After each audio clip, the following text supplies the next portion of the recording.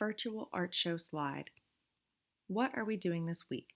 We are preparing for our art show by locating the photographs you took of your artwork, retaking pictures of the projects if they do not meet our photography guidelines, properly labeling our work, and creating a Google slide that showcases your artwork from our class for the virtual art show. Do I have to include all of my artwork? No. If there was a project that you do not want to include, that is totally fine.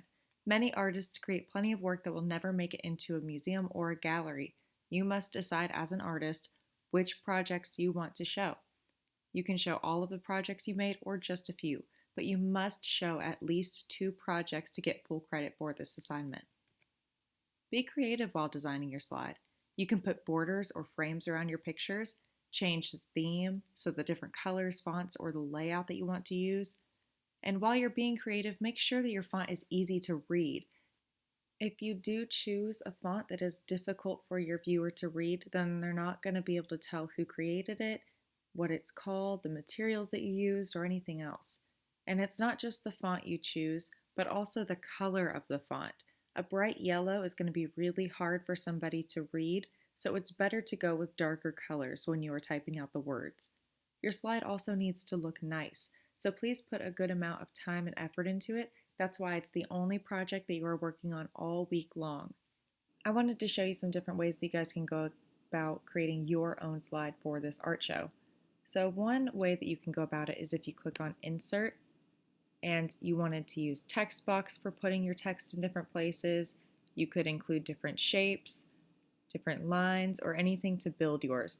So if I wanted to have a frame for my artwork, I might go ahead and insert a couple different shapes that I could put my picture on top of.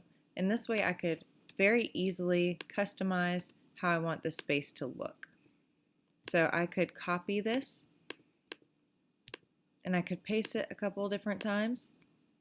So say that you wanted to have 6 of your images in this, then that would allow you to do so.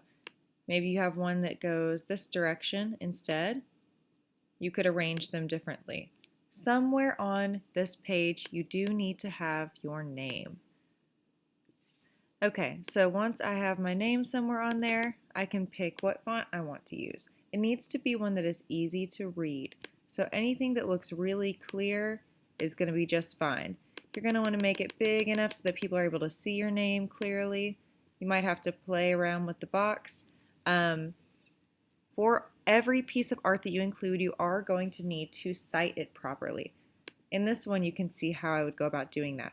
So the name of the project goes first, and it needs to be in italics. I'm going to put all of this inside of Canvas so that you are able to see it very clearly, but you'll need the name of your artwork, so you're going to have to give it a title, the year it was created. So this is a pair of earrings that I made in 2019. That's why I put 2019. Then you're going to put a comma, and you'll put all of the different materials that you used to create it. So for me, this was made with all of these materials. That's why they are all listed there. Notice I have this picture that is not properly fitting in this square that I have. I can crop it. So I would need to hit crop and then make this into a square so that I can make it fit better in that box. And I might need to play around with it a little bit, but I want you to know that you should not be stretching anything this way because it'll stretch out your artwork so that it doesn't look the same. So I'm going to undo that. You're just going to go back over to where you started, hit crop image, and it'll come back up again where I can drag this to fit that box perfectly. And that is just one piece. The way that I created this slide was by clicking on Insert, Image, and search the web. So I typed in gallery, empty, and I found this cute little gallery with 3 empty frames, and I thought that would be a good background for this. So you can use pictures from the internet, you can build your own gallery, you can also build directly on one of the themes inside of Google Slides. So if you wanted to pick one of these designs that you already like a lot, that is totally fine. You would hit Insert, Image, Upload from Computer. Then you need to find the picture that you're looking for. This was a ring holder that I created. So first I would need my title to be in italics, then the year it was created, and then the materials that were used to create it. If I only wanted to include these two pictures in this slide, both of them would need to be cited, and I might want to put my name over here. But if I was going to have more projects on this page, then I might want to switch up the layout so it makes a little more sense. So maybe my pictures will be a little bit smaller so that I could make room for another one and have my name up here. If you're going to include a whole bunch of pictures, then you're going to have to adjust them as well in a way that's going to make sense. So you can either build yours from scratch, you can start with a theme, you can use a picture from the web like a gallery space, but you need to include your title, the year, the materials, and of course your images. Your name should be really big somewhere at the top or on the side or at the bottom. It doesn't really matter where it's at, just that it is there and you're able to see it clearly. Notice that my font is very easy to read. It's dark in color so that it's easy to see. If this was in a bright yellow, it would be a lot harder for you to make out. So let's go ahead and look at how it would look if it was in bright yellow. That's not going to be as easy for everybody to read, especially if it was on a white background. I want you to have a lot of fun while you are creating this assignment.